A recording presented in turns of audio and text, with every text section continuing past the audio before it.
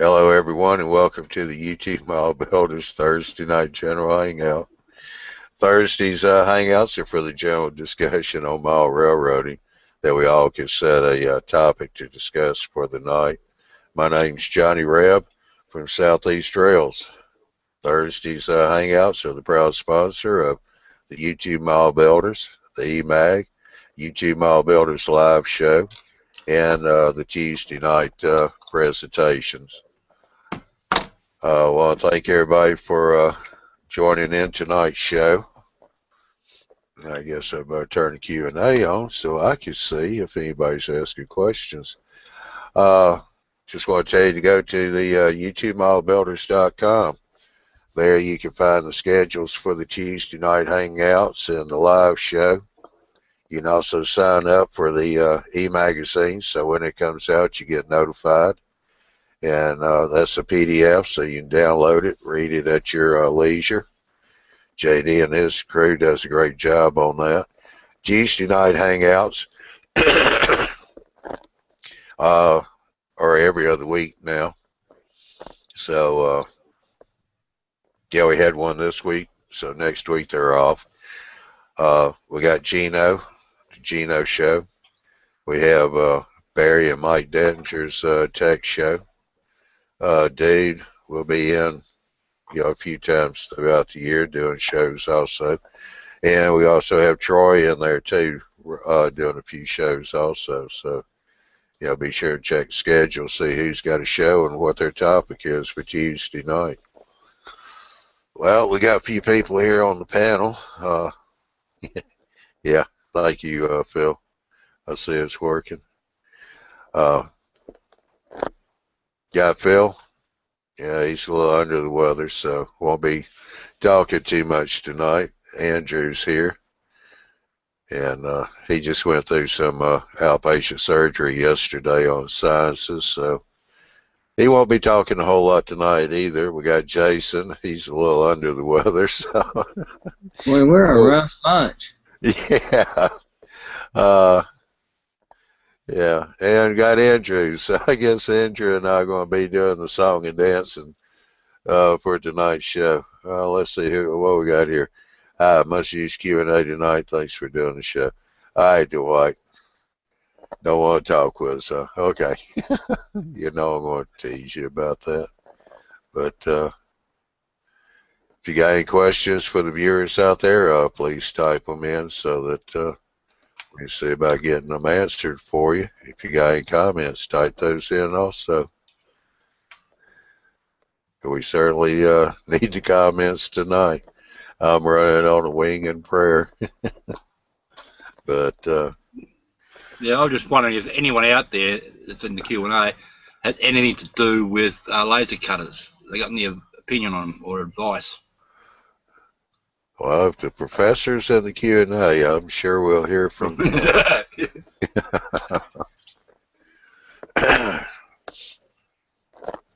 You about got that small one mastered, hadn't you, Andrew? Yeah, the little Chinese laser engraver. Yeah, that like I was saying the other day, it'll cut 2mm perspex quite comfortably. It's I don't think people can see it. Little kangaroo I cut out of 2mm perspex. Black. It won't cut clear stuff, so it's got to be coloured. That's why I'm a bit worried about the evergreen styrene I've got. I was going to try out. It sort of seems to be a bit opaque, so I don't know if the laser's going to cut that or not. But I'll find out, I suppose. I would think it would cut. Cut through there. Yes, I'll stop presenting you, Andrew. Thank you. Now I can turn my camera off. Yeah, I was trying to, show you kangaroo but I couldn't see it from my side. I had to play with the camera to get it to come up. But, yeah, I'm enjoying it for what I paid for it. I wasn't expecting miracles,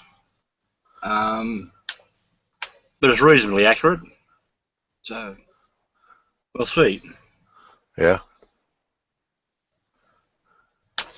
Yeah, I mean, that's not a big machine there. So, I mean, doing small plaques, stuff like that, yeah, it'll probably work just fine for you. Yeah. I mainly bought that one to have a fiddle around, G code and things like that while I was waiting to get all the bits and pieces for my big CNC machine organised. But then phone bills coming away and slowed me down a bit. But I'm getting there. Yeah. Now, your big machine, you're getting that through a magazine, right? They're doing Yeah, articles and my 3D printer I'm getting comes through a weekly magazine. It comes in parts from a weekly magazine, and they show you how to do use SketchUp and how to do 3D objects and how to print and different types of things, and a bit of history about 3D printing and some nice articles. But it okay. takes a long time to get there. But my CNC machine, which I'm going to have a proper laser and cutter and a milling head as well on it that are interchangeable, I'm building that from scratch. Designing and Oh, building that from scratch. oh, okay. I knew there was something there that you was building from a magazine. Yeah.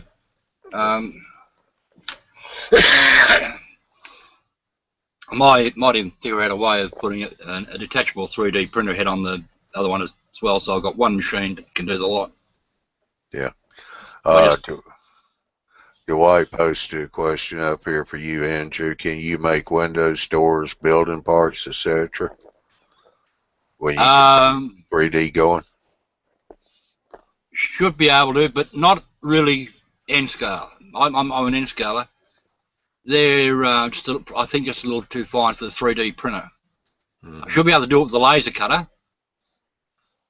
but not the 3D printer. 3D printer doesn't really come into its own until you get to HO and O scale, which if you're going to print your own buildings and window frames and things like that.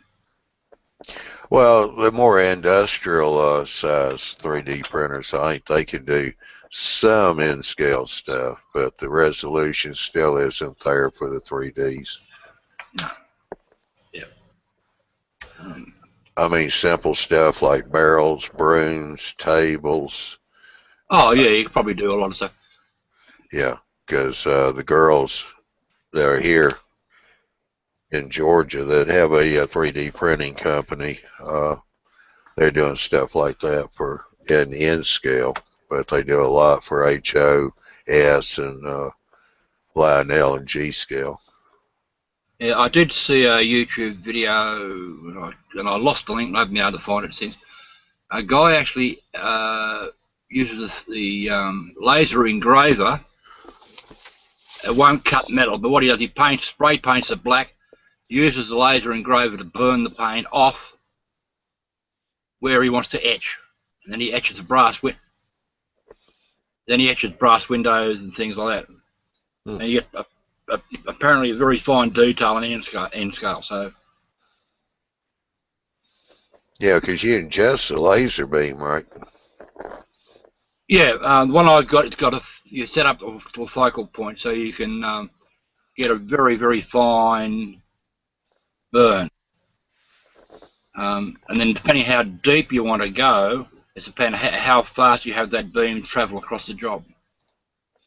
Yeah. If you want a very, very fine line, then you go pretty quickly. But if you want to burn deeply and have a slightly wider line, then you drop the speed right down.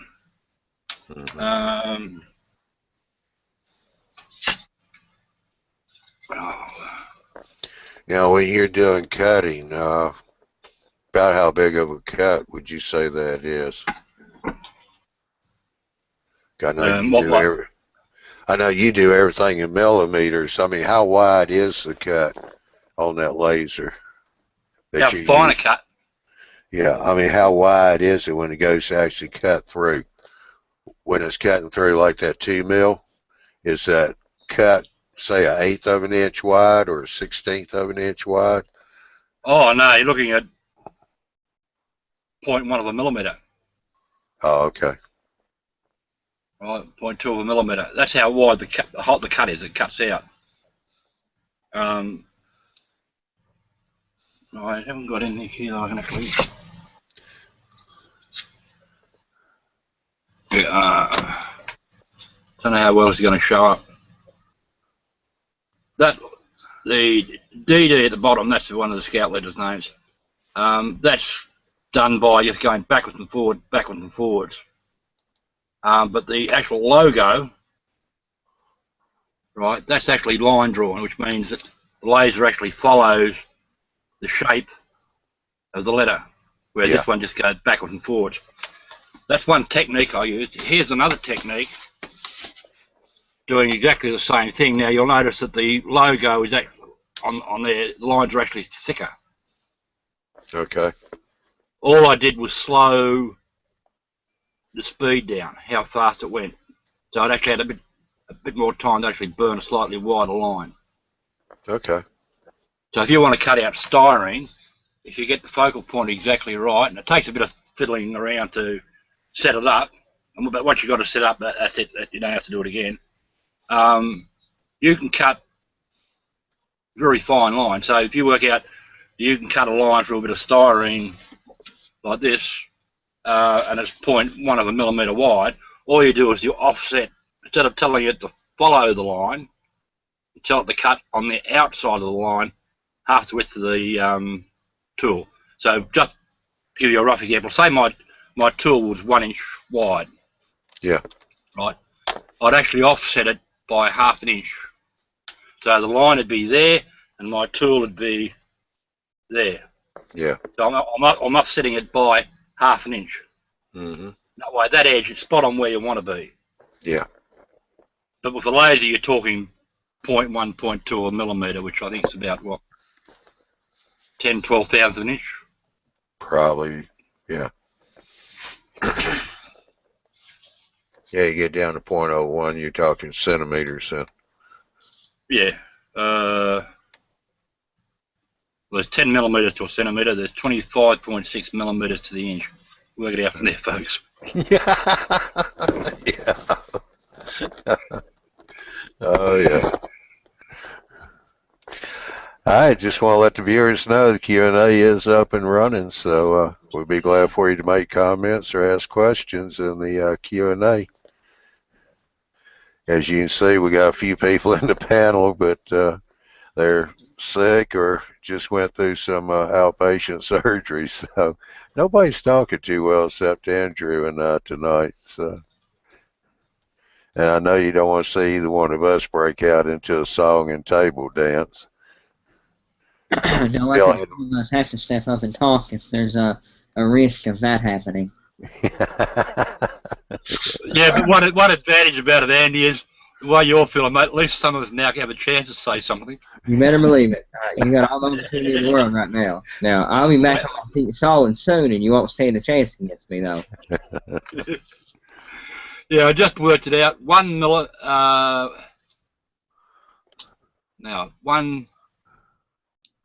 millimetre is 0.0256 thousandths of an inch.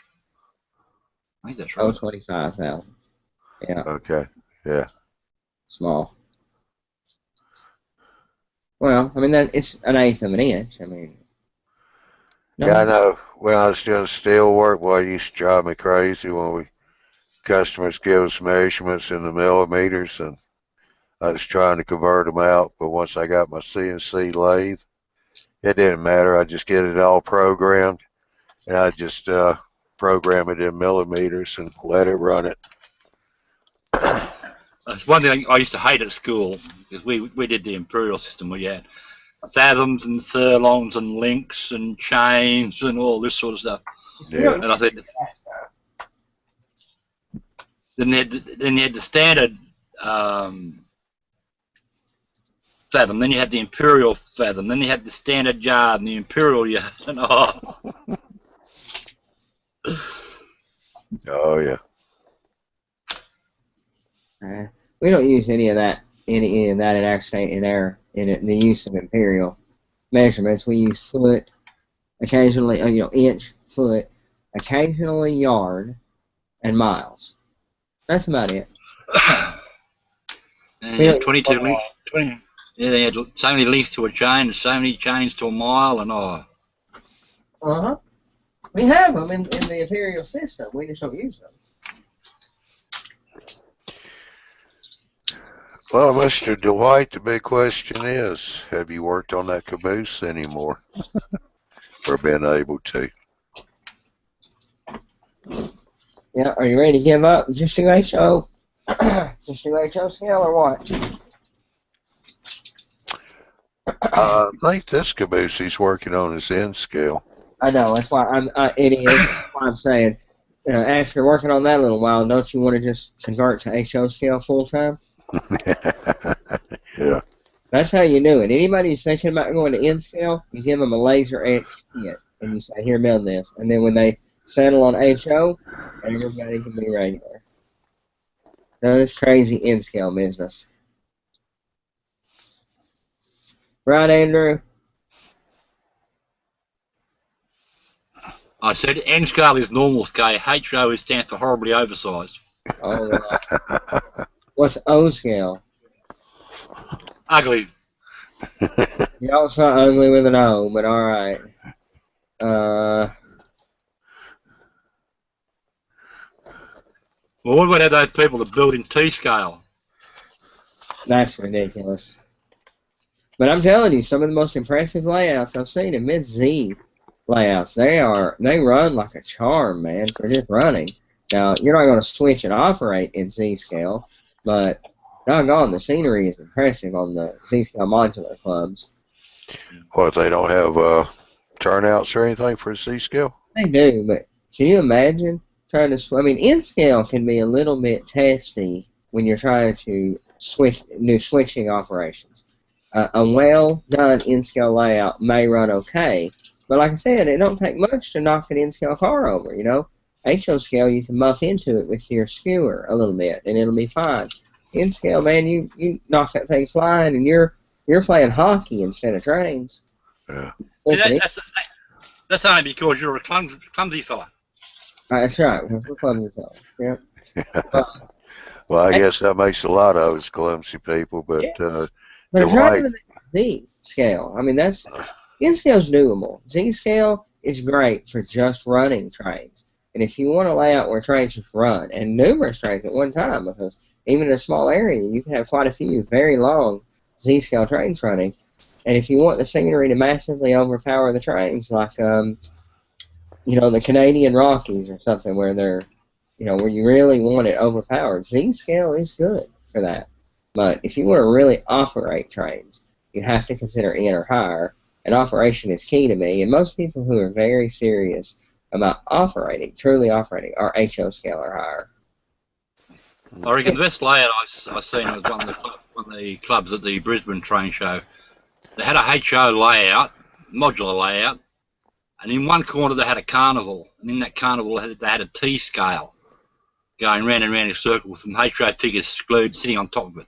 So it was like a kid's ride. Yeah. And the detail the guy put into that layout was brilliant. That'd be interesting. A lot of people are into the carnival and surface. I had a friend years ago built the entire Martin Bailey's surface train, which was like 34 cars, and he built the entire fleet to run on our club. And while I wouldn't have done it, and I would have spent my money and time on it, it was a pretty interesting setup, and he put a lot of time into it. And it looked good, and he weathered it and everything. I mean, it was good looking. Dwight's got a couple comments up here. Why ain't he not in the Hangout? That's the first comment. Where's he at? I don't know. Don't we hide? Maybe having camera or microphone difficulty. He said he can only do the Hangouts. Come on. His first comment was answering the question, what he was doing. He said trucks are attached, couplers attached, need more detailed parts, but difficult assembly and N scale. Oh yeah, he says when he's frustrated he runs his HO. That'll do it. Yeah. And also lots of good videos in N scale clubs and layouts on YouTube. You better believe it. I think I've watched them all though. We gotta get some more railroads on YouTube. And we haven't converted you yet. I'm working on a YouTube video myself. I've got numerous segments. Put in iMovie. I need to finish the last segment of Static Grass, and staining the mallets with oil colors, and I'll be ready to post that. That's a pretty nice one. That's my first truly edited video, not just one I recorded and stuck up. This will be my first edited one. I'm going to do much more of them. Oh, Dwight's got a swollen throat, and he's having difficulty speaking. So am I. Big baby, come on, man. I just been through surgery. I've been knocked out. My mom drove 6 hours to take care of me so I can get through this. And I'm here, man. I think Dwight and Andy have been hanging out together. Yeah. Bunch of crybaby. No, I'm here, man. I mean, Dwight's got sore throat. Andy doesn't. So. No, my throat's okay. Everything's bothering me, but I'm all right. Yeah. But yeah, that was something I was thinking about. I'd like to see people try and do more videos of what they're doing. Man, me too. Some people are going, well, I can't make a good video. We're more interested in what you're doing and how you're doing it. But, yeah. And most of the time, when I've done a video, I've just flipped my phone out, set it on the little tripod, set it up with a clamp or something, and just record what you're doing, and then stick it on YouTube. Now, this time around, I did it in about 6 or 7 parts because there's a lot of time delays when the glue dries. So I do have to do a little editing, but it won't take me 10 or 15 minutes. Could not have a better person to hang out with, Andy. That's what Dwight said. But, well, I mean, we always say videos, but it doesn't have to be videos. It can be just pictures. Do a slideshow. Yeah. I like it when people implement a few pictures in there. And yes, but you need a little. Go ahead. Well, I mean, I'm sorry, man. Go ahead.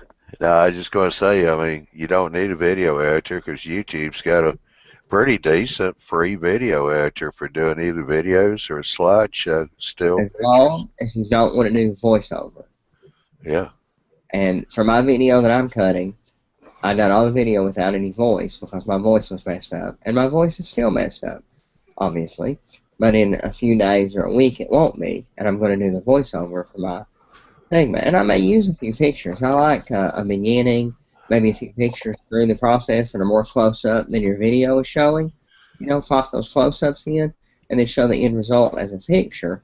And which, I mean, you do that in any video editor and do the voiceover. I use iMovie because I'm on my Mac. Microsoft has their movie maker, which, granted, it won't run on 10, but if you're in Windows 7 or whatever, Windows 7 or 8 or Vista, then you can use Movie Maker. Yeah, Dave just posted up here, I will stay in the Q&A with you, LOL. I guess he don't want to get sick or have any voice problems. I'm pretty sure it's not Q&A contagious, but I can panel contagious. He's staying in the Q&A. Yeah. So how's your bill coming along, Dave?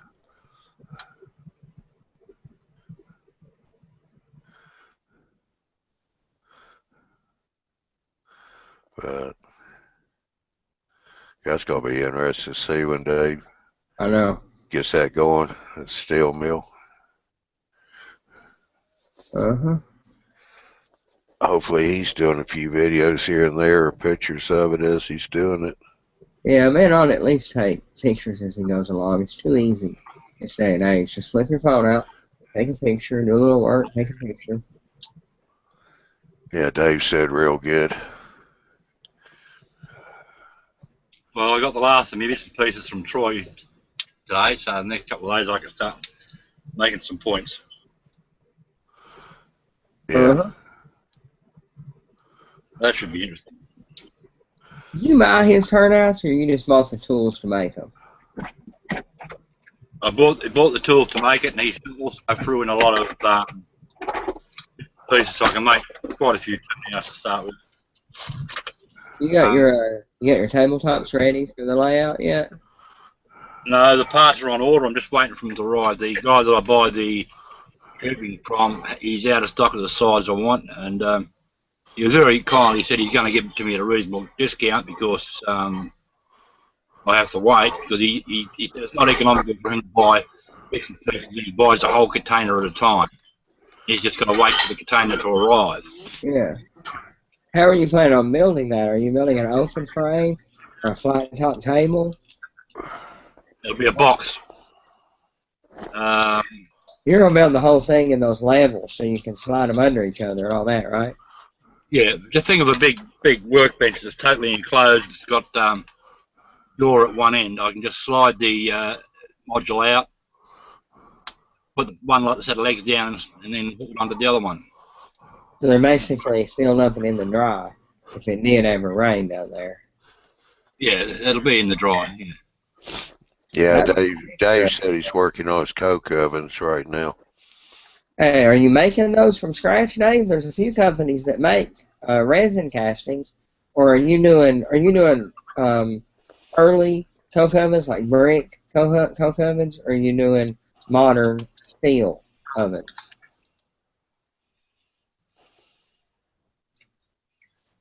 I wish I could talk normally, but it hurts. I'm doing my best. Well, that's okay. Don't overdo it.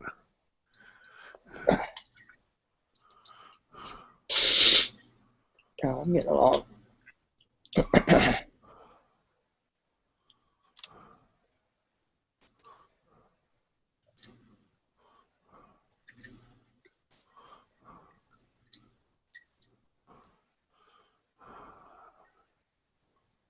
He said he's bashing the Walters kits. Yeah, man. That's a hard set to get right now, so I hear. But yeah, that's an exceptional kit. And if you buy all the components, man, it covers a huge, huge area. Actually, I got a picture for you for that layout me and you visited, Johnny.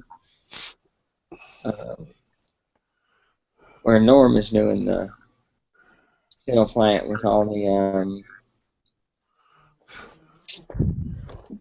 somewhere I have that picture. Yeah, Well, while you're doing that, I want to present Andrew because he's showing what the table he's doing. Oh, yeah, I want to see that. Yeah, yeah, I think I've seen all of that. That's basically, I'm not going to use timber. I'm using aluminium tubing. Really? For all of it? So it bolts together. The modules will be timber, but the outside frame, which is that bit there, will actually be inch by inch box tubing. Aluminium. I wish we could get that over here.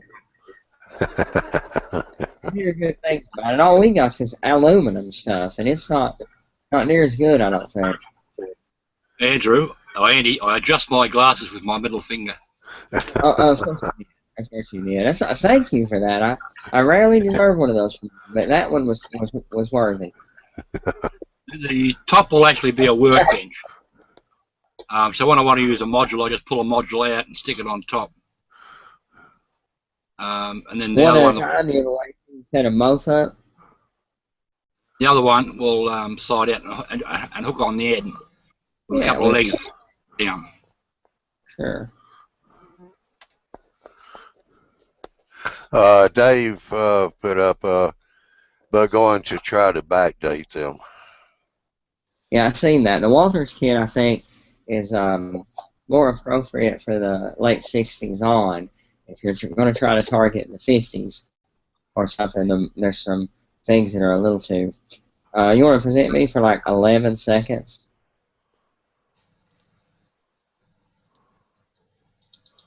All right, how about that? All right. And this is, I just called 11 seconds. I'm scrolling by this the steel plant he's building there at Norm's Layout, and it's probably 16 feet long. I mean, it's a really nice, like I said, I would call it like 11 seconds scroll by, but it's a really, really nice facility. All headlights cracked. And it's that Walters kit all along the backdrop with the sporting wheels up front. I mean, that would be a very, see all these buildings that you can put cars back into. And I mean, this is would be a very enjoyable switching job, I imagine. Yeah. I like that. I like Norm's layout. He's Yeah, it's not pretty as impressive, really. well for what he's trying to accomplish. Like he said, he's into he's not into super fine detail. He's into operational. Yeah. You can present me if you want to, and I'll. Huh? Unless you screencast to stop.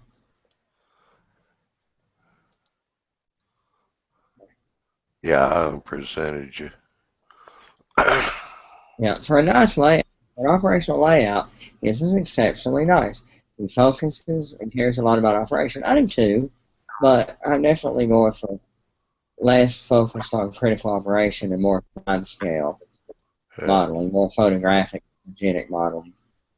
I'm assuming that Dwight's comment here is back when we were talking about videos or pictures. Oh, me likely that photo. Yeah, man, Norm's got a really nice setup there. He's got a nice layout. Yeah, he does. I went down there one time. He had an operating session going on Friday night. He's in a club that does operations, so there's quite a few. I think Like a little round. Rotation is every 7 weeks he comes back around. Yeah, he has a little round robin. Yeah, he's about the closest one to me, and that's a little over an hour drive. But I have gone there. It was that far of a drive for you? Yeah. Yeah, it's just because I just have to drive around the lake to get to him because he's on the other side of the lake from me. I didn't know you were going to have to drive that far to go. No, I mean, he's not that much further than the hobby shop. Guy actually clocked it last night. The hobby shop's 28 miles one way. Oh, yeah. That's well, we're going to come back down, and I'll give you a shout when we do, and we'll meet up this time for, meet up for dinner and stuff this time. All right. Yeah, I'm hanging on to the rain check. Got it, brother. Yeah, that'll give you all out of time last time. Work trips are fast, but next time I come down, it's just going to be me and the wife, and we're coming down to enjoy it. Yeah. Swim in the pool, and we'll go out to the museum in Atlanta. And maybe, me and you go to the hobby shop, grab some dinner, maybe go to Thomas's if he's around. Yeah. What's that, Andrew? If we go to Thomas's, I'm gonna bring. Anyway, there's the modules I'm doing. So are you going to do all three, or are you still deciding between the bottom two? I'm still deciding between the bottom two. I'm definitely going to build the top one. You've been deciding for a year. You ain't decided yet? You've been thinking about that for a year. I'm definitely building the top module. That's basically just a folded dog bone. And the bottom here, right, which is that point there. And then I've got the option of a couple of different modules I can do, which will then clip on the end of it, module one there. And you know which one I prefer. We've talked about it, but middle one. Oh yeah, yep. I think that would be very fun to switch and operate. You've got a lot of tracks in both directions. You really have to work the runaround. Yeah, and that one there, like he said, he designed it so he could swap it end to end. So one time he comes in from one direction, next time he come in from the next direction. So when it's perfectly suited, add a third module on the other end. If you ever added on a third module, you can put another running loop on the other end and be able to interconnect crossover traffic. And if you put a loop on one side, so you had reverse loops, you can make a reverse on one, go through the industrial area, and have a reverse on the other. There's a lot of more flexibility with it. It's just more realistic. If you look at the bottom two modules, you'll notice they come in on one side at one end and go out the other. So I can actually flip them around. Yeah. But then put another module Uh-huh. on, have to do the reverse on the other end. Yeah. So it's just modular. The way I'm designing it, I can have 3 or 4 different modules and just whatever the mood takes me, plug them in. Yeah. And it's got to be I've got to be able to put them away at the end of the session, out of the weather, because don't forget mine is going to be outside.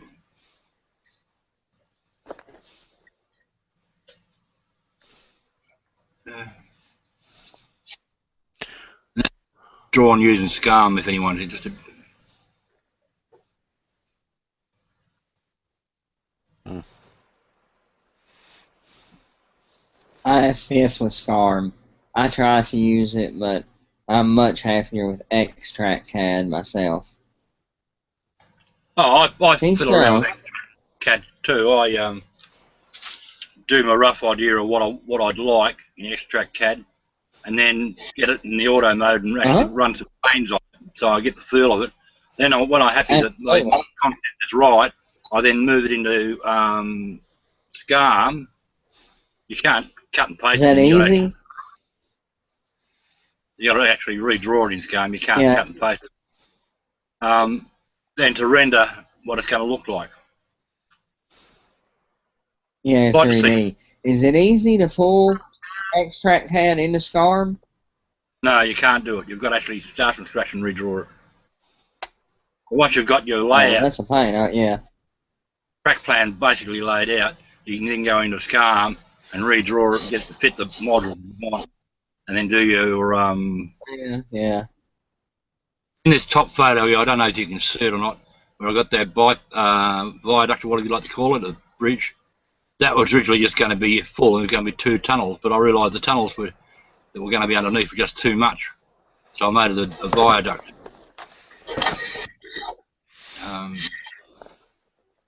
So a retaining wall or something. Yeah. One person suggested that I run a divider right down the middle of all the modules, so I got 2 different scenes either side. That's all very well. I've got to be able to get to everything from one side. So when you look at it, you've got to sort of it doesn't work for you. take several things into account. How much space you've got, right? I live in the caravan park, so everything I do is got to be in the weather and it's got to be put away. So I'm limited. So I've worked out I've got enough space where I can have a 3 foot by 8 foot long workbench outside, which is actually a cabinet, which can be waterproof, weatherproof. When I wanted to use my layout, I just pull it out, sit it up on top, pull the other one out and hook it on the end of it. I've got 2 8 foot modules, which effectively gives me a 16 foot by 3 foot layout. Then I can. You have plenty of room to at one time and run it. Oh yeah. And also we're cyclones here, so I've got to be able to pack it away and chain the bloody thing down. Otherwise, it'll end up in neighbours' backyard. For sure. So you all these things you've got to take into account. It's all very well having a house where you can build proper bench work and having a nice layout, but if you haven't got it, you've got to work around it. Absolutely. Can't let it stop you. Yeah. I agree Well, I tell completely. you what, sometimes when you got your house, you still got to work around it. Yeah, I do. I mean, we really had to. We had to do a lot to figure out how to fit a layout. Yeah, because sometimes that real estate agent that lives in the house is a little greedy with the property. Yeah. Yeah. Land management departments are often difficult to deal with. That's why my brother-in-law he used to always dread going away work for a couple of months because when he'd come back to be a total different house there. Be either a new room added on or a wall knocked out here or a new kitchen or something. Nice. Talk about land management. Look who pops in. Hey, Sherry. How you doing? Hey, how we doing tonight, Johnny? Very good. And I see Andrew made it. Land management.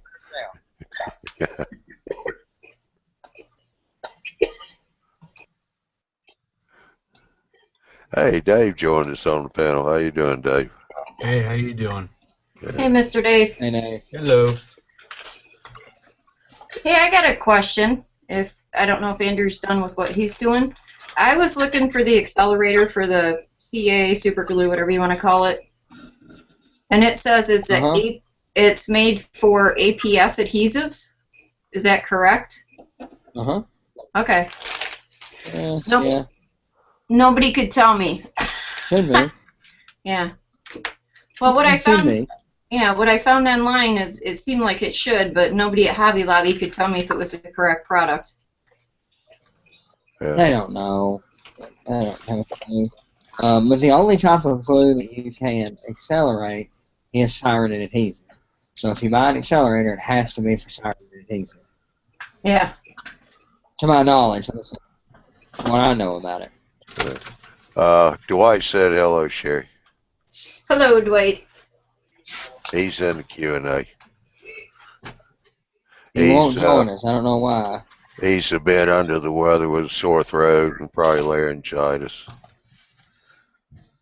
Big baby, so am I. He don't want to outdo you, Andy. I'm just hanging on for dear life, but I'm here. Yeah, I'm very surprised you're here, Andy. I'm doing pretty good. I mean, of course I'm having a little trouble talking, but I'm sore, but I'm doing good enough that I can come chit-chat with you guys.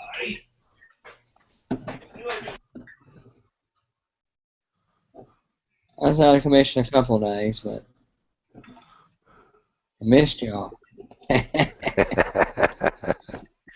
Yeah. We were wondering why it was so quiet. Yeah, you enjoy it while you can. So how's your mountain coming, Sherry? Oh, man. I'm hoping I'm not biting off more than I can chew. That was going to be my next question. I picked up liquid tint. It's from Quikrete for like tinting concrete and stuff, because I had seen somebody, one of the guys use it to tint the plaster, because I'm working in the plaster. That's awesome. Yeah, I don't remember how much he put in per water, so I'm thinking it's going to be trial and error the first time. I would yeah, say but just not try much. a few I'm drops. serious. Just No.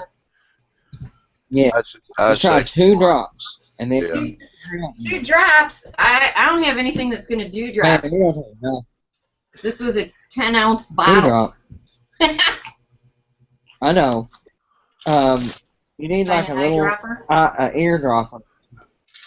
Yeah. Okay. But I'll tell you what, if you'll just hold the bottle over and put a stick in front of it where you can, I've done that before, and just barely drop out 2 little drops of it. But you really got to be gentle with any of the paint tinters or concrete tinters I've ever used. A drop goes a really long way. Okay. You see in the chat, Andy. Q&A. No, I don't see nothing in either one of them. What I missed? No, I mean the Q&A. I just put it up, presented it from Dwight. Dwight says, "Shut up, Andy. Hope you don't spoil the operation." Dwight's just looking out for him. Yeah. But we all know Andy can't be quiet. Can't be quiet, and I've tough as nails. I said I'd be down for a week. I mean, today's number 2, and I'm hard at it. I'm going to work tomorrow. Andy could talk up bloody water. Can't knock me down. Yeah, man, you can't knock me out of talking.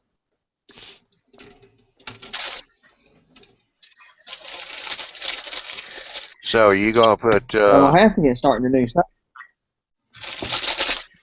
So oh, Andrew, you need to mute your mic while you're eating, please. We can hear you. We can hear the bag real good. It's cellophane paper from Sherry, are you gonna put plaster cloth over the styrofoam first, and then use the plaster, or just go straight plaster? I'm going to actually use the paper towels. One, just because mine is so big and pricing plaster cloth, I can go buy quite a few rolls of the paper towel. And yeah, then I'm going to do the plaster mix over the styrofoam and then the rock molds on top of that. Yeah, okay. Yeah, now I know nothing sticks to the styrofoam real good, so I figured the paper towels I should be able to contour it enough, and when I add the rocks, it should be pretty good. Yeah, I mean, paper I have towels pretty work good good. luck. Yeah. I make it stick to styrofoam. Take a steel brush and brush your styrofoam so it has a little bit of a rough edge. You won't have any problem.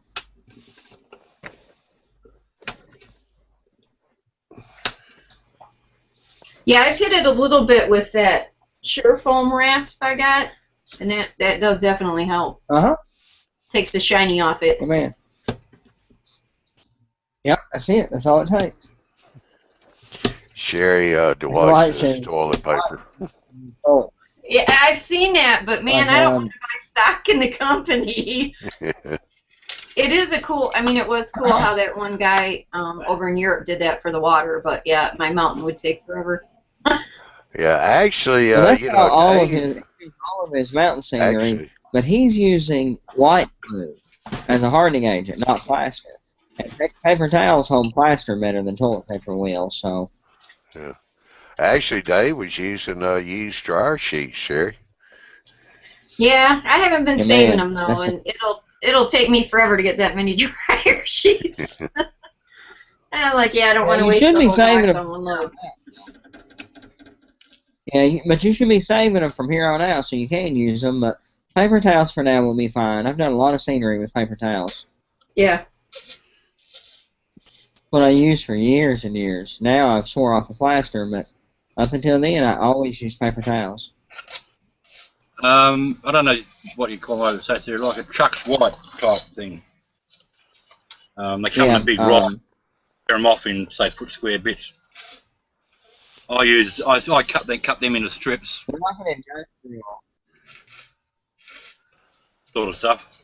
Yeah. I cut them into strips and take them and drop them in the wet plaster slurry and put them up. Yeah, they're like a commercial or an industrial paper towel. You can't tear this stuff. You got to cut it. Oh, that's probably similar to landscape fabric. It's, it is close to that, yeah. And but they're industrial. That long, and you just rip them off the roll as you want them. What I do is I open them up and cut them into 2-inch strips, and roll them through the plaster and slurry and put that up. Yeah, unfortunately over here they charge your arm and a leg for them. Too many mechanics. All right, Phil. Yeah. He's gone. I was gonna say bye, but yeah, he's still not feeling good. That's a bummer. Yeah, he's still coughing a lot. Big baby. Everybody's a big baby. Come on, guys. Yeah. Yeah. Oh, it was fun at Lowe's because I kept running around going, okay, where's this? Where's this? Where's this? Got me a gallon of lightweight spackle, 25 pounds of plaster. A gallon of spackle. God, that'll go forever. Well, because I figure I can always use it around the house too. So. Yeah, but I use the concrete tent in spackle and then use that to make roads with. Yeah. Well, that was my thought. Plus, I want to try and blend in the seams where my foam's on my table. In case I don't put something over top of it, I got to blend it in. Oh, that. My original plan.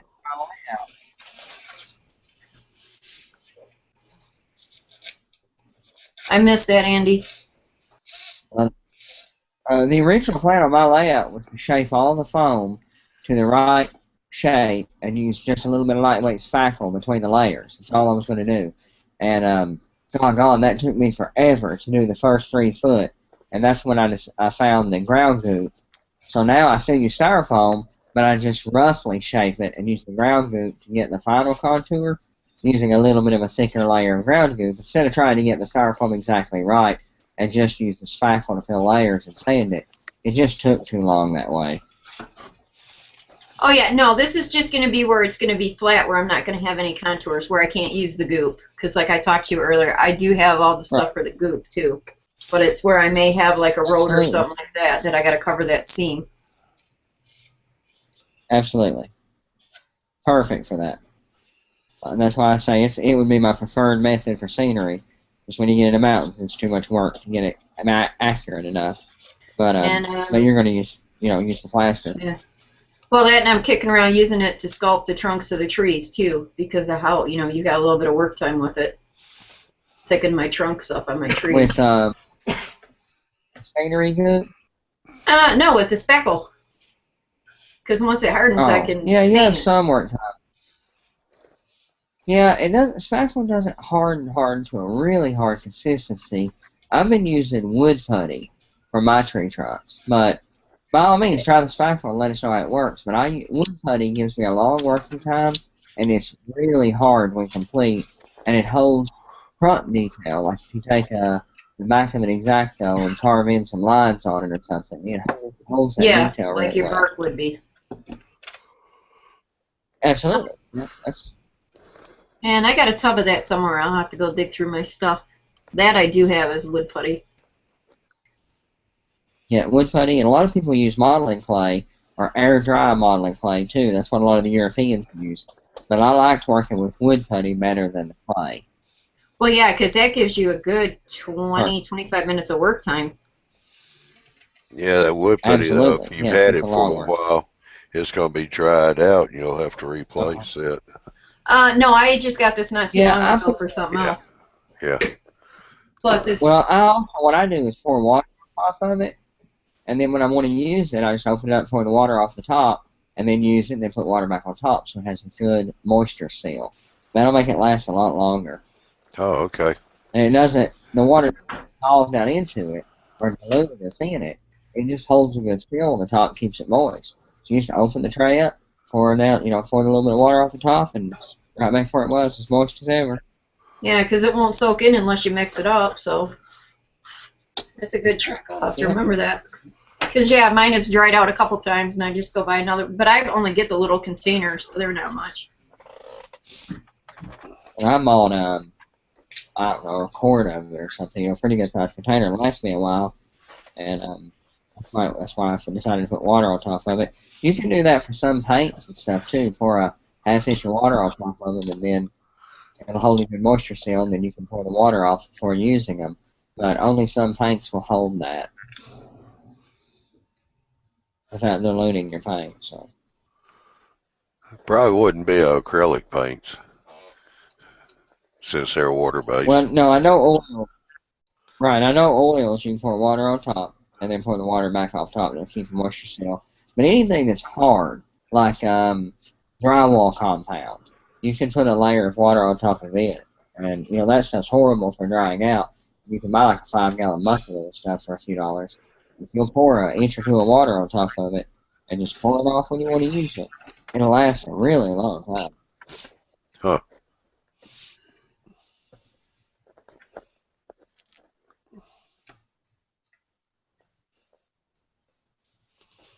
Yeah.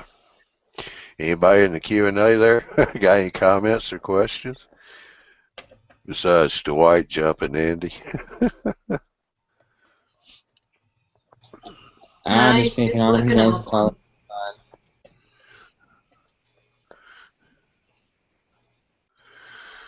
He knows it's all in good fun. Oh, yeah. Yeah. It's been around long enough. Surprised the professors had made a comment or two. A lot of people seem to be sick lately, aren't they? Yeah. Yeah, he wasn't in last week's show either. Or at least he didn't make any comments. Or maybe he found a life. Yeah. Or he's on a walkabout. It could be.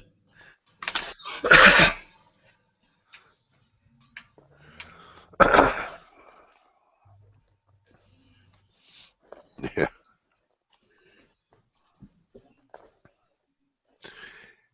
Yeah, we gotta get Sherry to start taking a few pictures of what she's doing. Get the post those up too. Well, I've been trying. Yeah, I just really. stuck on not doing much. I mean, one tree's all the same, kind of like candy. I just got different sizes of them. Oh, Sherry, that's and then I posted the mountain when I got it all glued together. And then I took pictures of all the junk I had to buy to make the mountain today. And I did get Jim's rock molds in the mail today, so that kind of... now I really got to get moving. Did you post some pictures? I did on Google Plus, yeah. Earlier today, sure did. No, I've seen. That tree material you were using the other day, Sherry, a mate of mine says he can get it for me here in Australia, so he's going to send me a bit to try out. Sedum, yeah, and it's a perennial here because we live in Michigan. It's cold till, which actually mine are starting to grow because we're having really weird weather. Normally mine don't start growing till May, so I don't know what that's going to do to them. But yeah, it's just like a succulent perennial, comes back every year, flowers every year, and you just pretty much you can cut it back to the ground in the fall here, and then it overwinters and it comes back up. Now in the warmer climates, it would probably be an annual because I think it's got to have the cold. But you might have a similar variety that does good where you're at. Just like in the South, you don't do, you know, they don't, in the South they don't do like the daffodils and the tulips and stuff. They're considered an annual down there because they don't get the cold like we get to get them to go dormant to come back. But very easy plant. There's another one that's similar to it that does grow in the South successfully, and I think it actually looks better for modeling trees. I can't remember what they call it, and it's slightly better than what we have. Yeah, but probably. I'm using a little bit of that material, like what you're using, Terry. I don't see any of the pictures you have posted, so but that's all right. But I'm using a little bit of that sedum to kind of fill in some hints on my layout, and I think it works for that. Well, I got a comment here from the Redneck Railroad, or the Redneck Railroad. He says, here guys listening, has anybody used drywall compound for roads? I've used a joint compound, if that's what you're talking about, and I'll tell you right now, don't use that. Because you got to put it on real thin layers and let it completely dry and keep building it up, because if you put it on thicker or than 1/8 of an inch, it is going to crack on you real bad. I've used smooth it. Yeah, I use smooth it, so I like that because I made a railroad crossing out of it, and it was pretty thick. Once it dried, it didn't crack up. Now that's the Woodland Scenics product, right? Yeah. Is that the Woodland Scenics product you're talking about, Johnny? Yeah, it's like Hydrocal.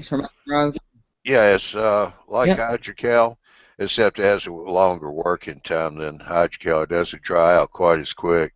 You get about maybe 15 minutes working time. Hydrocal myself. Yep. Now, I used to use Hydrocal myself. I just started using the spackle when I found somebody else who had used it and had good results with it, and I started using spackle, and it's easier and doesn't crack as bad. So. Yeah. Another trick when you're using any of that sort of stuff, I don't know if you use it, but I use the plaster, make a slurry out of it. But before I mix the water to the plaster, I put those kids' powder paints in it. Get the colour I want, and then add the water. Yep. Yeah. Dark colours like black, and like you got to be very, very sparing on it. Yeah. There's a picture. Sherry's got her presented. She's showing a picture of a tree. That's a sedum. Oh yeah. I lost. Oh, okay, there it is. Yeah. That's the big one. Did you glue multiple? Pardon? You glue multiple together? You glue multiple of them together? That's one trimmed out, and then I took other ones, trimmed them out, because I have like probably 9 bushels of them. So I just go through and pick different sizes and then add them to the main stem.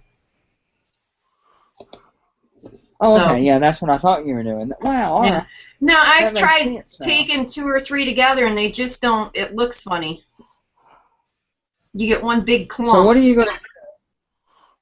Yeah, what are you gonna do to couple to color them? Are you gonna keep the leaf material and just paint it, or are you gonna flock it on top with some I leaf want to, material? yeah, Or I want to flack what? it. Well, I'm gonna have to paint it because I'm not crazy about the color. And then I gotta figure. And I went. You think Lowe's Right. would have Rust-Oleum camouflage paint? Not a chance. And everything they had was satin, and I was kind of more leaning towards a flat paint because I didn't want anything that's gonna be shiny. Yeah.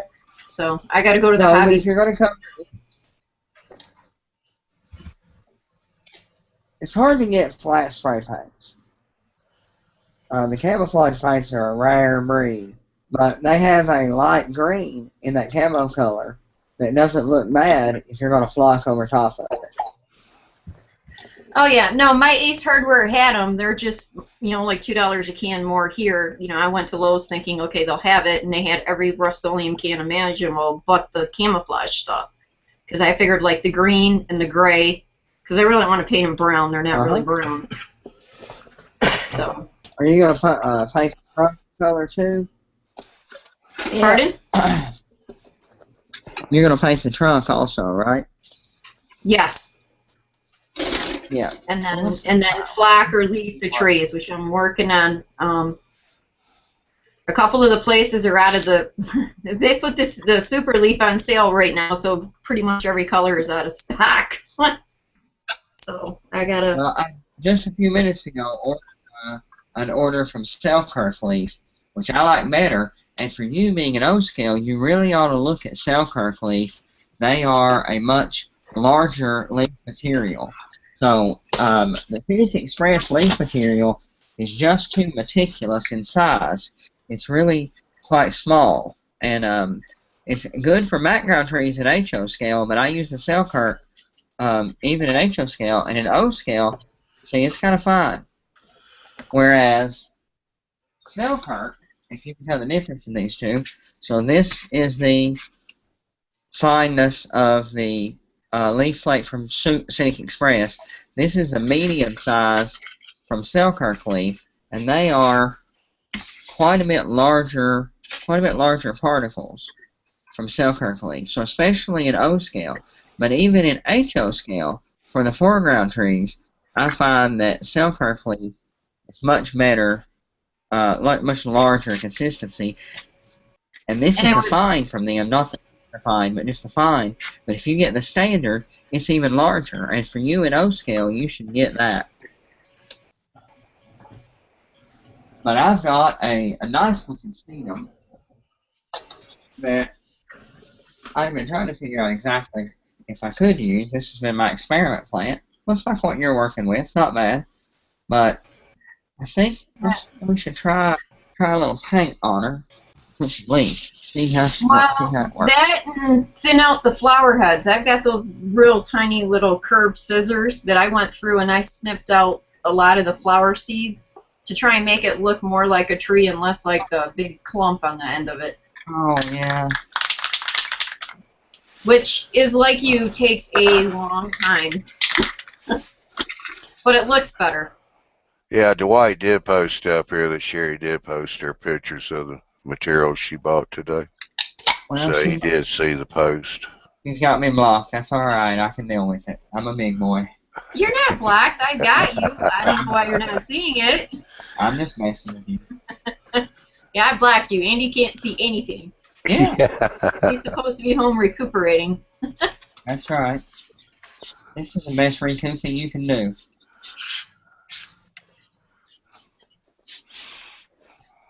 This is that camo green, light green, flat.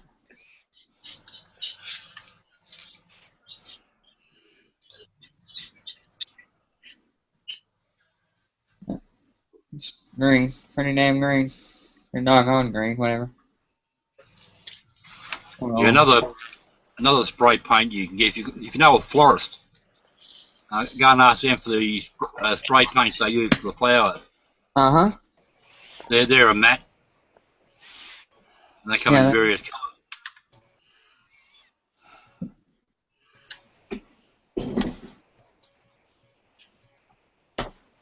try olive. I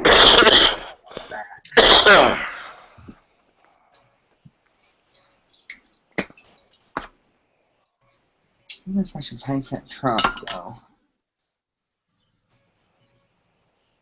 Nah.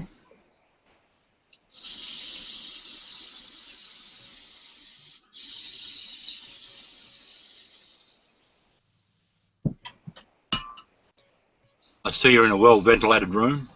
Yeah, can you tell? All right, now here's an example. This is before it was all cut out. How it's all clumpy all the way around. You can't really see any detail.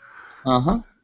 And then when you go through and trim it, this is the same exact piece when you're done with it.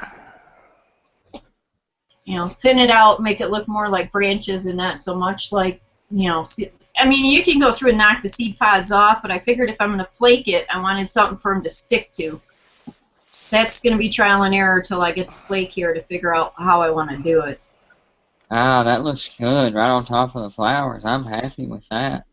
Yeah, and it's just selectively just going in and pruning them. You know, just cut some off, leave some, cut some off, thin it out to where it looks more like a tree branch. And Yeah. you've got enough there, you can do it. Well, and I put mine in the background too, so. Yeah. But you're talking from that, which looks like a flower, to that looks more like a tree. Yeah.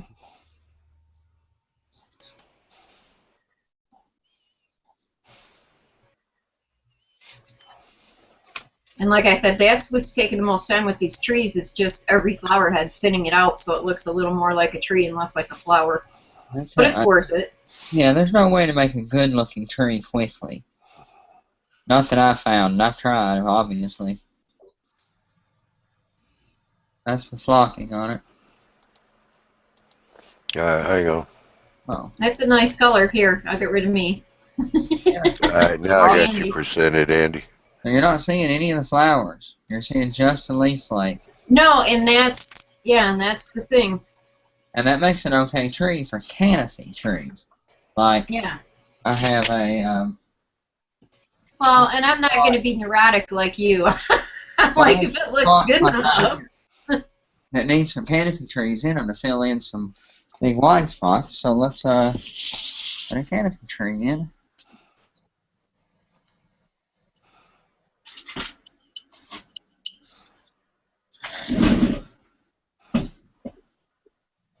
Alright.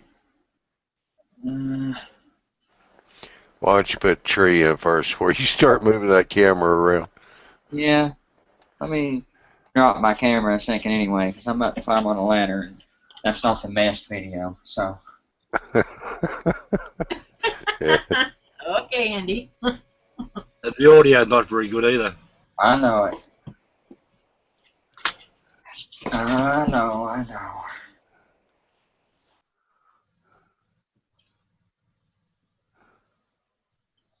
Alright. Alright, Andy, while they're picking on you, mate, they're not picking on me.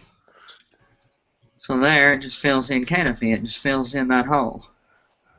And it gives more, you know, gives more variety to your plant structure, you know. When you Well, get point to where you put it, yeah. that's the new one. Has leaf flake, just like the others, but it has a slightly different contour and shape than all the others. And I'll plant a couple trees here in front of it to hide its core structure. Then I'll do the same thing with a couple of them right here, and one of them back here, and it gives a different shape to the trees, you know. It gives some variety. I mean, I have a few colors, but when you jump from these really high-end trees that look like that are gorgeous, into plain super trees, these are only background, you know, because they're back behind these beautiful trees here. But I need canopy. I need to fill that area in. So that does it. So yeah, I think the sedum's usable. Not for a foreground, but No, but it definitely works in your situation. yeah, I mean when you need for filler trees. And then I'm using some of this. This is there's a larger mush. This is I forget what they call this stupid thing. This stuff, and I forget what they call it. I can't think of it right now. But it makes a really nice looking fill for some of the tall grasses. You know, in the real world, in some of the tall grasses, like along here, you have some bushes and stuff, and I have a few bushes, but growing up through some of that, you have some of this low-lying leaf material, and I'm going to cut some of these down short, fill in some of that grass work with it. And then, you know, along the back hillside behind these, you know, back behind here, you know, have a little density, have some, you know, mixed in between the bottom of these pretty trees. I have my larger trees that have the nice trunks in front, and then my canopy trees behind, and then use this to fill in some of the ground, like, and especially in places like right here where I'm starting to work on my bushes along the bottom of those trees. I start building up that bush work with super tree parts, and you know, the little pieces you can't hardly use, and make up bushes, and then cover them in a small leaf, and then use a little bit of this material mixed in to give them some texture. All right, Andy, take a break a second. Got a comment here from the Redneck Railroad. Love it. I'm still trying to learn how to make easy trees, and Andy just whips up a tree while you guys are on. LOL. Maybe once Andy can talk a whole lot better, he will actually set the video camera up and go through a super tree deal. You know, oh boy. how he's doing that. I'm going to record a video of I'm going to record a video on what I do for super trees, and I'm going to record a video on what I do for the sagebrush trees. Yeah. And I'm going to do my track work from beginning to end. I'm working on a video right now that's you know, an overview of how I ballast track work with the grass integrated. I'm working on that video now. And my next one will probably be a tree video, because I still lack some stuff on my track work laying video. It's hard to do a video, though. You know, the guys who do it, you know, Motherman Mike, etc., you know, Muskoki Steve, Troy's done some. You know, the guys who've done these videos, man, you know, they take some time away from your modeling. They take time to do a good video, to edit it, and put music on it, and do voiceover, and it takes time. Yes, it does. Yeah, and that takes a lot of time away. You know, like I just wrote an article for the new e-mag, and that took some time. But you know, you have to get back. Finished? I'm done. Yes. Did you get yours finished? Yes, the sir. article? Yep. Yes, sir. My article is complete. Has been through a couple versions, back and forth. You know, got the benefit of Blaine's edits. He's very, very good editor. And then JD and me had a conference call for maybe 2 hours while we went through some thinking I had that I couldn't. And I was kind of hitting a writer's block on. I kind of knew what I wanted to say, and I could explain it to JD where I was trying to go with it, and he would, you know, spark some interest in me to write it. So we kind of co-wrote some of it. They're very helpful. Anybody that ever wants to write an article for the e-mag, they're very helpful guys, Blaine and JD, and they're both very skilled wordsmiths. They really help. They really help. So I'm done with my article. I'm pretty happy with it. I think I'd been happier if I hadn't felt so under the weather the last few weeks, and then on top of that, been so busy with work, and had more time to commit. I'd been happier, but overall, I'm happy with the result. Dwight made the comment, Johnny. I posted the partially done wood caboose on YouTubeModel Builders. Thank you, Dwight. Where did he post that? Oh, maybe just recently. Yeah, he probably just posted it. Oh, yeah, he did. Good looking, man. Yeah, it's right above Sherry's post of the materials she bought today. Got me blocked, though. I can't see Sherry's stuff. I mean, I'm smarted off. I can understand why I'm blocked, but I'm not. No, that's fine. I don't know Google Plus, so as far as I know, I made it public to everybody that I'm connected to, I think. I'm just messing with you. I'm sure you did. That was awesome, Dwight, by the way. That is beautiful. Is that's Selkirk? How do you spell that? Selkirk, S-E-L-K-I-R-K. And if you'll give me one moment, I'll drop you a link. Now, Sherry, you'll have to Thank be you. in the chat of the show here to see the link. It won't show up on Q&A. Yep, I All figured they that out. Okay. Here's your link. All they make is leaf flake. It's the only thing they do. They're in Canada, but don't hold that against them. But they make a few different sizes. If you get the standard, it's a lot larger leaf particles, and it looks a lot more distinct, especially in O scale and foreground HO scale. That large leaf. See, now the sneaky thing with me, I'm 5 minutes from Canada, Andy, so I could find a hobby shop. Yeah, I don't know anybody that carries this. It's a very specific. Yeah, probably. I found it because of a fellow Canadian done a video on Trimesters TV and talked about it. And I looked at them and I ordered a couple mags just to experiment or something, and I could not be happier. It's my favorite. But then a few months ago, Scenic Express had like a 30% off sale. So I bought like $200 worth of stuff from them, including probably $100 worth of leaf flake in 7 colors. And it's great. Okay, that was going to be my other suggestion. My other question was, what colors would you suggest to start with? Okay. What area? What are you modeling?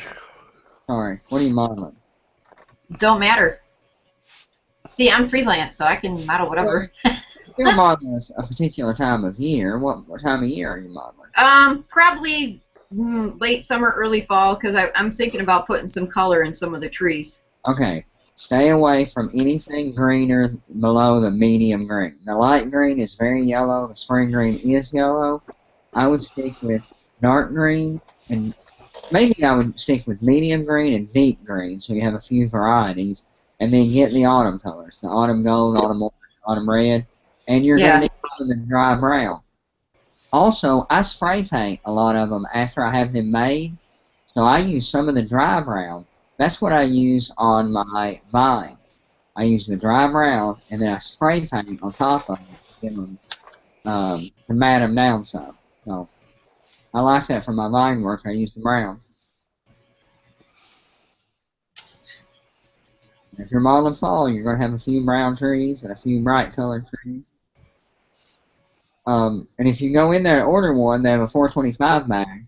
But if you go to order one, most of them have the option of using a mag size that's large, or 375. 50 cents off, you're basically getting a second mag. And they just send you 2 mags. Yeah.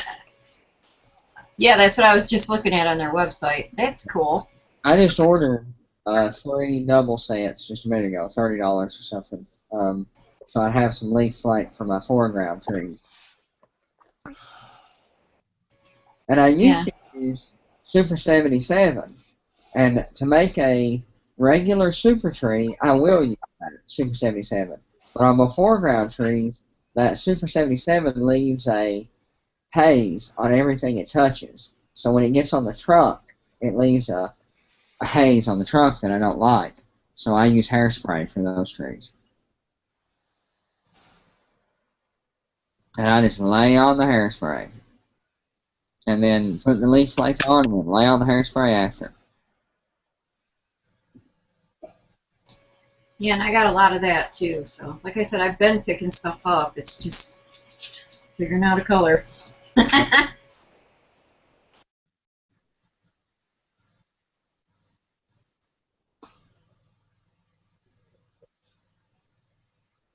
Well, I'm going to call the night, folks. And I'll catch you in a couple of days. All right, Andrew. Yeah, Have a good one. All right, Andrew. Appreciate you coming on the show. Bye, Andrew.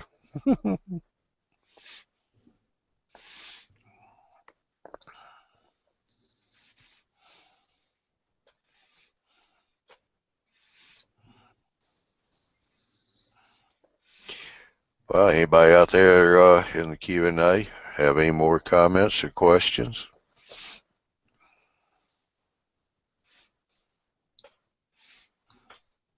Not all at once. You gotta take your time. Yeah.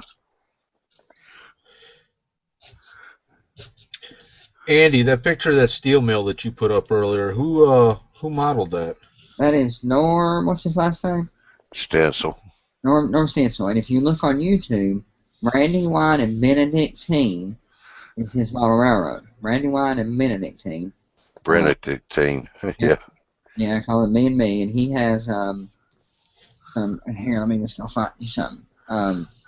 There's a couple videos, an older one and one from a couple years ago that's newer, that really shows that layout off. Now, Johnny, I really want to get a copy of your video Yep. sometime.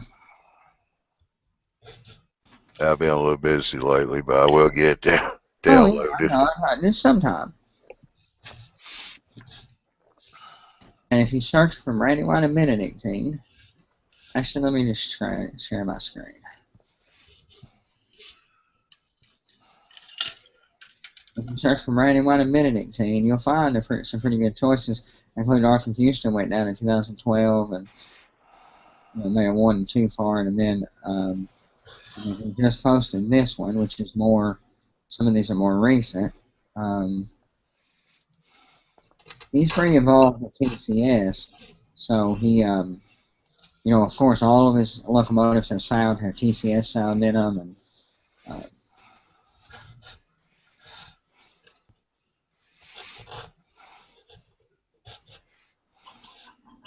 and he has not ballasted yet, so all of his track is handling on court. I'll tell you, if he would ballast, it would really look a lot more complete and a lot quicker. But he has a layout that's you could at least call semi-complete. From here on, he can just focus on improving and you can all hand-laid track, like I said. It's really not flat. Huh. Long train. Yeah, that's that video he was showing us when we were there at the house the other night. He was just finishing that video up. Yeah. He's now posted it. And he was working grade crossings and the arms were down. Looking to a tourist.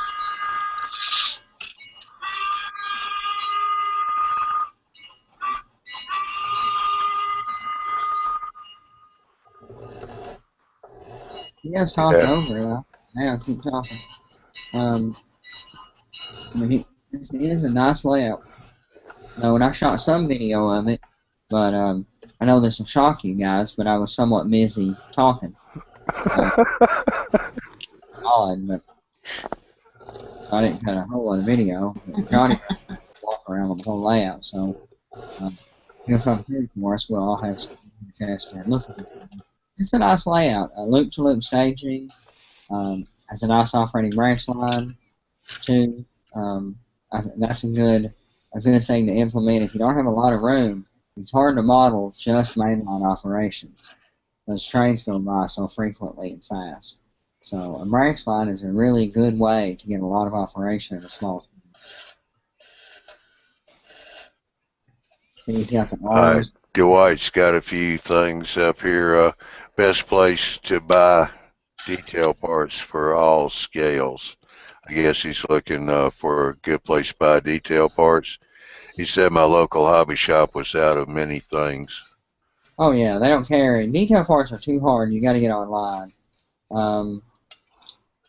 It's hard to find a single source. So there's a few places that make some really nice etched parts, paper parts, but there's different companies that do it. I've got some links to some detail parts. So I've ordered a lot of them. And it just depends on what you're doing, like cabinets or. He's probably doing the grab irons on that caboose. Oh, grab irons, then Details West. Details or A-line. Or A-line. Probably A-line. Yeah. And just go straight to their site and order from their site. A-line or Details West. Yeah, me and N scale, A-line would probably be better. Yeah. HO Details West probably better. Dwight made a comment in video, diesel loco on display, Back to the Future. Yeah, he has a sign there in front of him that says When the Brandywine Benedictine tried diesel, they had all kinds of problems out of it, so they went back to steam. But he has a locomotive that came around in 1988 on a 1953 layout. It's kind of a tongue-in-cheek kind of thing. Yeah.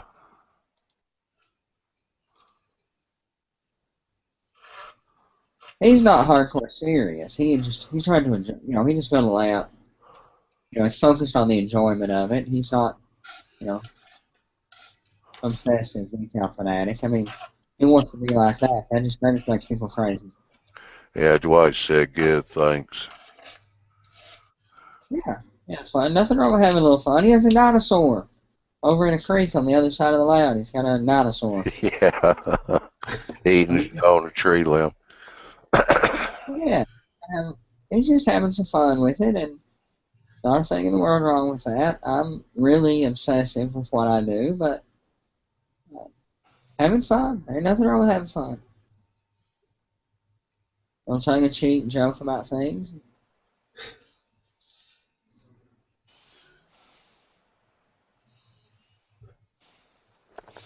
Let me get Sherry presented again, because now this, what you're showing here in this picture, that's supposed to be accelerator. That's what Hobby Lobby had. It came with a little, the spray pump to go with it. But and that's literally, it didn't come with any paperwork. It came in a little clear plastic bag with the sprayer. I know. Yeah. Well, what glue are you going to be using the accelerator on? I've got it's Loctite super glue. Yeah. Okay. Let me show you. I don't think that right there is going to work. That's why I was trying to figure out, because that's the only thing Hobby Lobby had. Hobby Lobby sells that APS. Oh, I'm screen sharing. Hang on. Sells that right there. Same thing you got. Accelerator. That's what I buy. Mine is a different top because the other top does not last. Won't last no time. And it goes with this Advanced Performance Instant Adhesive. AP. Oh, they had it too. It's meant to go with their brand. I have tried it on the Gorilla Thin Glue, and it works. But I got some of that too. Yeah, but I use the Loctite all the time. I really like the Loctite, straight glue. And if the accelerator did work on it, it had a minimal effect. It did not work with this. But that's just my mileage. I don't know. But I use a lot of the, every time I run to Walmart, I grab another pack or two of that and of the gel. And this one right here is that extra time control. This one is awesome. You got like a minute to work this stuff. Well, it's not setting up enough for my trees is the problem. It wants to say gel even after a minute, which is why I keep buying different super glues. I'm like, none of them are, it's kind of hard to sit there and hold that branch. Oh, yeah, give up. That's why I went to using this and accelerator on my trees, and it sped me up considerably. I mean, I was taking hours to make a tree, and now I can flock a big tree in 30 minutes. Yeah. So I need a different accelerator for the Loctite. I don't know of an accelerator that'll work with it myself. I don't either. I like the Loctite glues, but I've given up on accelerating them. I know. I like it. They got if you're using a regular CA glue, they have a accelerator. It's called Zip Kicker. Yep, and that's meant to go with the zip glues. Yeah. I have tried it with the zip glues, works fine. I have not tried it with Loctite yet myself either, so I don't know. I don't know of any accelerator that works on the Loctites. Oh, nice. But it might work. It might work on the Gorilla Glue. It does on the thin. I've got I don't think this was the thin. Well, I think mine's dried up. It doesn't. Yeah, it doesn't say thin, but I think there was a thin one there too. Yeah. Well, mine's dried up. It's shot. You didn't put water on it. So I need to switch glues. Get a glue that's going to work with the accelerant I'm trying to use. In other words. Yeah, I mean, zip kickers are usually for their particular brand of CA glues and Gorilla glues. Yeah, I don't know. It seemed to work on the Gorilla, but it did not work on the Loctite at all. Yeah. Yeah, which is probably just what the glue, what's in the glue that the accelerator is working with, which Yeah, makes I've sense. been trying It's to a figure out chemical.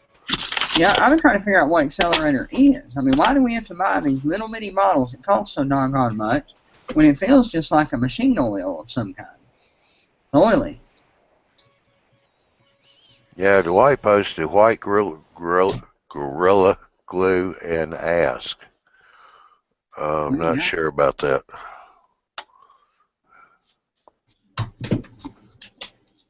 No, as far as I know, white glues do not have any kind of accelerators. You're just stuck with that drying time. Well, most of the time when I use a white glue, I want there to be a high drying time. I have better luck with, like, for drying time, a lot of times I use this Eileen's. It's a white glue, but it's thick, and it's already somewhat pre-set up. So it's thick and holding its conditioning better, so it'll hold a tree in place even though it's wet, and it seems to dry faster. White glue takes a day. This stuff doesn't. Sometimes I set scenery material with that. I really like this Beacon Fabritac, the fabric adhesive, but it has a lot of the properties of hot glue stick. It stays somewhat rubbery, so if you hit a tree, it may bounce a little bit instead of break off. And it dries and sets up really quickly as well for scenery. No, Jason, to your question.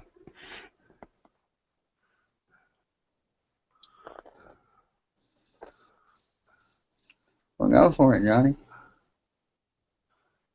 I mean, we gone too far. Fast halftime. Oh, yeah. Because, I mean, I was thinking about, we just go ahead and cut this one down now. All right, here we go. Redneck. Let's see, Redneck Railroader. How about rooftop detail parts? Where can they be found? Walters has a set of them that go with their city buildings that are some of the best, I would say. They're what Mike uses on his, and it's a good set. Now, if you're looking for certain things like a water tank, Modelers and Scale, I think, makes a wooden water tank kit for rooftop water kits that looks really good. But I would start with the Walters products. They have piping and air conditioner units and Vents, uh-huh. powered vents, unpowered vents. And go watch some of Mike's videos. He shows how he uses those. It shows how he wires between them and puts ductwork in. And I mean, You he talking really about Mahler Man Mike? Yeah. Yeah, he does nice work with the roof. He does really good rooftop details, and he puts rust on it. Little pools where water is full and stains the top. Uses makes more tar lines on the roofs and stuff. He really spends a lot of time making the roof detail right. Yeah. Now my layout's so high that it'd take a tall person to even see that, but I like his. Yeah, Dwight put up here, thanks, John, and all. Stay healthy. Yeah, you too, Dwight. Get well.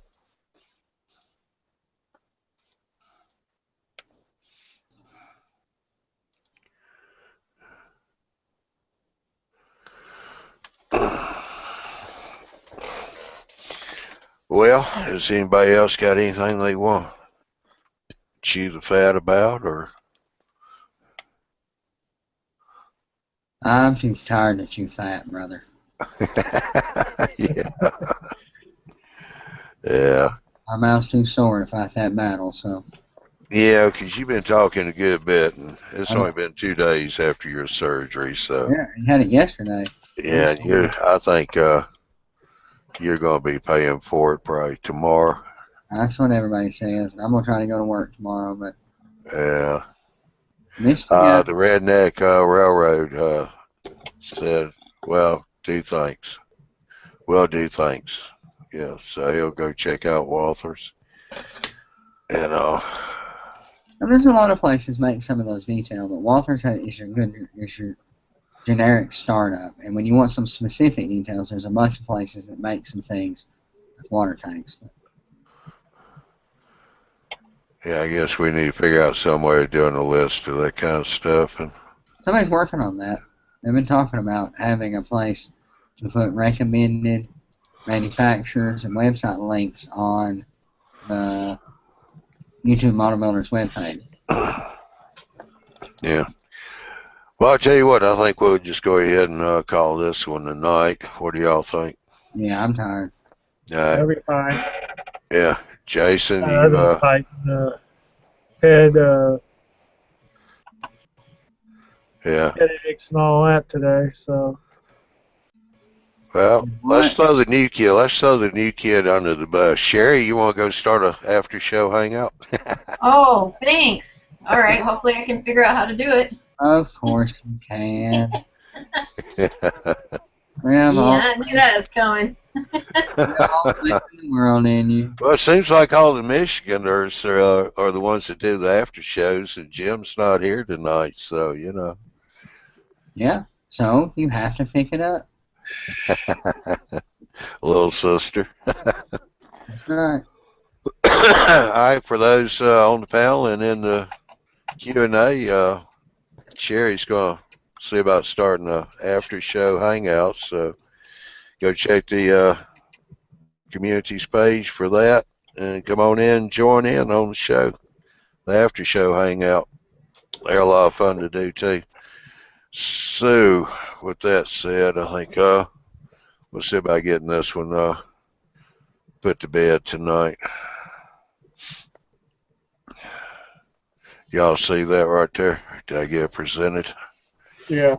Okay. Well, I want to say keep checking in on the YouTubeModelBuilders.com website for all the latest news and info on the Tuesday night presentations, the eMag, and the live show schedules. The live show is once every month. We have a live show coming up in 2 days, the 19th of this month. That's this coming Saturday. That's with Big Bill, and I will be taking Barry's place on the show this month. Barry's got a out-of-town engagement that he's going to, so they asked me if I could come in and sit in on it, so I told them I would. So we got the live show this Saturday. Want to be sure to join in on that. Going to have Ron Perry on the show. He's a big miler up there in Canada. What are y'all talking about? About that.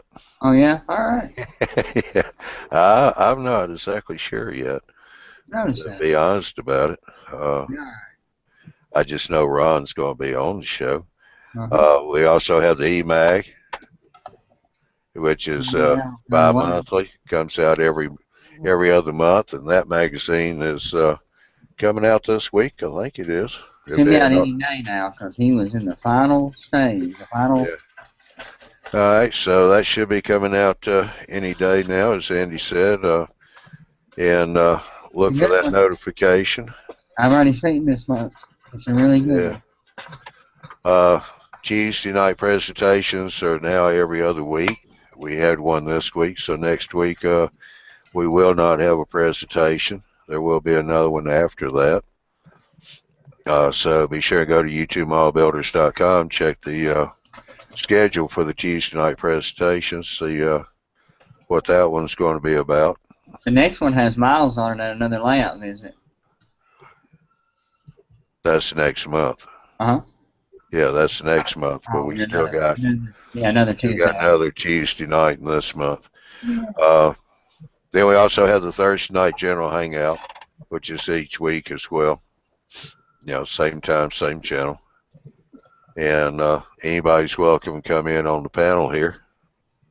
You could go to the website and sign up for the eMag, get notifications when it comes out. You'll get a notice in your email. And I want to thank everyone for participating in tonight's show. Jason, appreciate you being here. Dave, appreciate you being on the panel. Sherry, Andy. Say thank you to the Redneck Railroad, Dwight, and thank you to everyone else that's out there on the Q&A, all the viewers that we've had in here tonight. And with that said, just like to say have a good weekend, and we'll catch you next week. Same time, same channel. Good night, all.